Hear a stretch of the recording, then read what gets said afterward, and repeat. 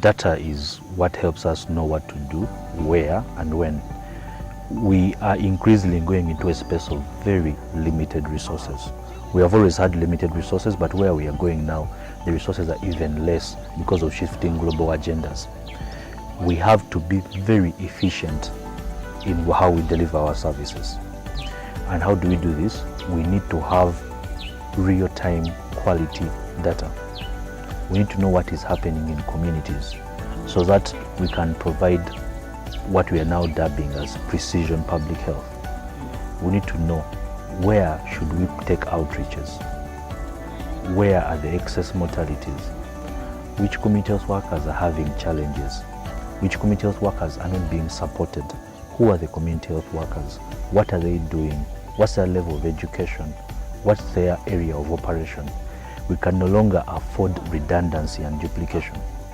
And the only way to do that is to really clean up our data. The role of Ministry of Health is really coordination, national coordination. So one of the things we have done is, one, we have mapped out all the partners who are operating in community space, for those that have been able at least to respond to our call. And the questions in this mapping are simple. Who are you? What projects do you have, or what projects are you writing? And how does each of those projects align to the National Community Health Strategy? So National Community Health Strategy is a government strategy to harmonize implementation at community level. And it has 7 strategic directions. So we're asking these partners, for each of the projects you have, how does it align? What support is it offering? So that now we have a complete national picture of who is supporting government services. Something we've been exploring. We have a realization that we have reached a point when our data systems are sufficient enough to support communities to respond. Now what we want is, how do we make this data more user-friendly? And how do we make it reach all levels? So one of the things we've been working on are briefs, small catchment area briefs with indicators that are color-coded, green to red, in between being yellow. So we can show you that, for example, latrine coverage for your parish is in red compared to the national target, or the immunization coverage in your catchment area is red. And because of the community health information system, we are able to highlight for you in your catchment area where the red dots are, so that we can trigger communities to respond.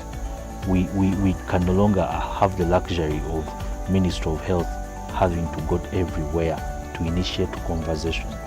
We have a lot of structures that have been empowered over several programs. What they need now is information on how to act. We want parish committees to have a very relevant update, routine update, maybe monthly, of how we're performing in line with the country's targets.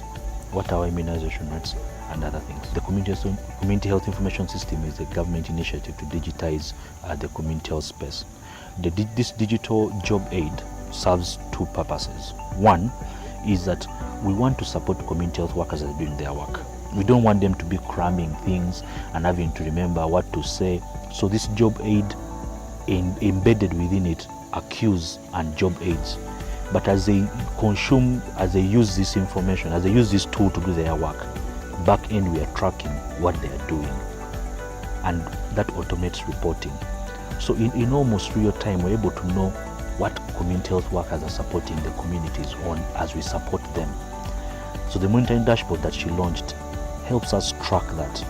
So for example, today, before I came here, the community health workers using this system had seen 1,620 households today. Money goes where efficiency is seen. People put money where they believe is well spent. And I think we have done our role, showing that this is a good investment, and we are pretty convinced that we'll get the resources.